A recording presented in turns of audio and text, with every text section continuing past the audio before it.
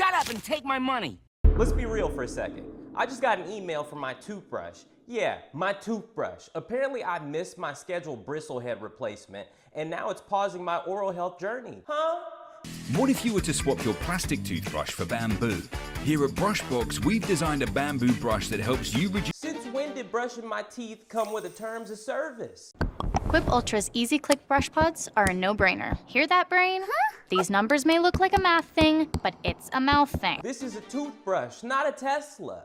And it's not just this. Everything is a subscription now. I can't own a song, a movie, a razor, a vacuum filter, or apparently even dental hygiene without someone auto-drafting $12.99 from my account like it's a gym I forgot to cancel in 2017. Talk about why I paused my Peloton membership. It'll just be on the just ride mode. Companies love subscriptions because it turns us loyal, overwhelmed, perpetually underpaid millennials and Gen Zers into walking annuities. Like, they don't want our money once, they want our money forever. Subscriptions mean predictable monthly revenue, lower acquisition costs, and something they literally call customer lifetime value, which, I'm sorry, but that sounds like something a vampire says. You want me for life? And here's the part they don't want you to think about. Subscription models let companies say whatever they want about their growth metrics. Investors don't care if you're profitable anymore. As long as you have reoccurring revenue, they'll throw cash at you like it's the Silicon Valley Gentlemen's Club. That's why every startup pitch is like, it's like Uber, but with socks, with a $19.99 month tier for premium foot feel. So today we're gonna break it down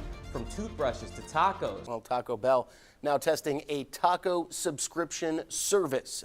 It works like this. Customers pay $5 to $10 a month for what's called a Taco Lovers Pass. Software to shoelaces.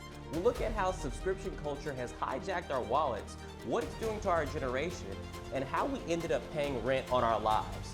Spoiler alert, capitalism is wild and we're all just streaming through it. Anyway, let's talk about it. Right after I canceled this subscription to floss I accidentally got, I thought I was getting something else. Lately, a bunch of videos have gone viral of people realizing they basically got scammed by their printer. Like, imagine buying a printer, setting it up, printing a few documents, and thinking you're good, only to find out a few months later it just stops working. Bought it, and then I found out after having it a few months and then storing it for like a couple of years. Like, I've had it a long time. I stored it and I got it back out, and I can't use it without a subscription, even though I also bought ink and paper and everything to make it work. You still have to have a subscription just to own it. Unless you pay a monthly fee. That's right, you don't need more ink. The thing ain't broken. It just straight up refuses to function unless you subscribe to HP's Instant Ink service.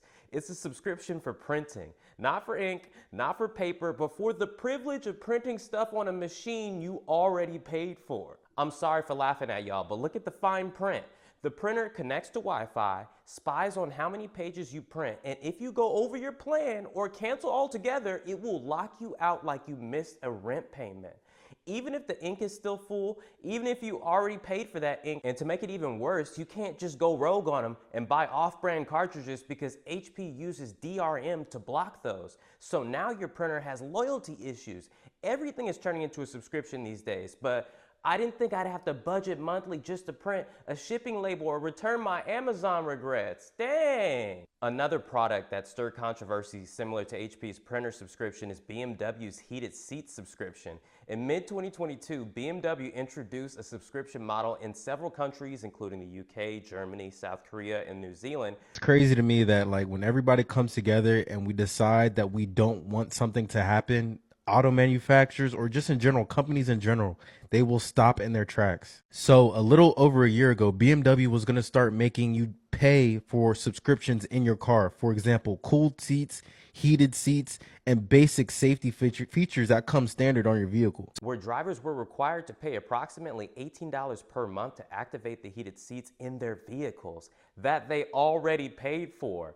This fee structure also offers options such as $180 a year, $300 for 3 years, or a one-time payment of $415 for unlimited access. The backlash was swift and intense, like the cold behind as someone who's driving around with no seat warmers. Of course, folks were frustrated that they had to pay extra to use a feature that was already physically installed in their cars. BMW's rationale was that this model would provide flexibility, allowing customers to activate features as needed.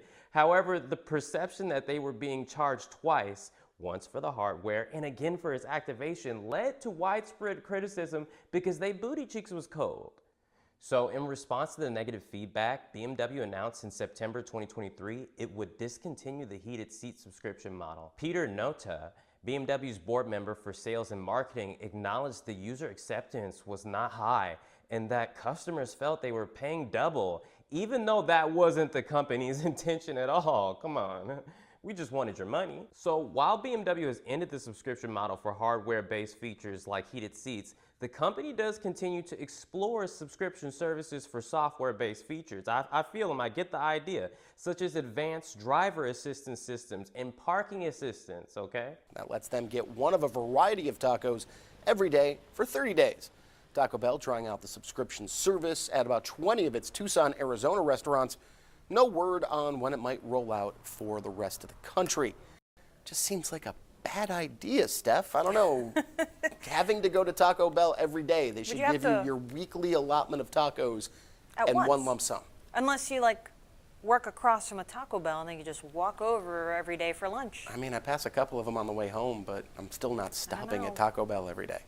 All right. With everything that's been said today, let's do a little math. Let's take a second to tally up how much a month you would have to spend to keep having things we discussed today, like the realistic ones like Netflix, Disney Plus, HBO Max, and Amazon Prime Video.